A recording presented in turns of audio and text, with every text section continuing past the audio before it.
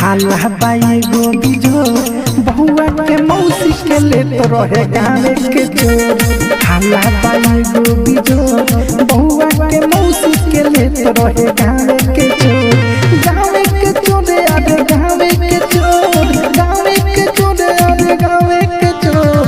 मचल बा सगरो सो बहुआ के मौसी के लेत रहे गावे के चोर।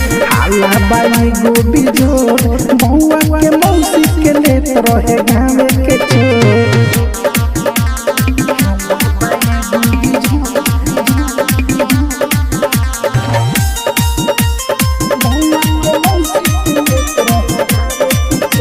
घास गोरे गइल रवि ऊखी के खेत में, ऊखी के खेत में हो, ऊखी के खेत में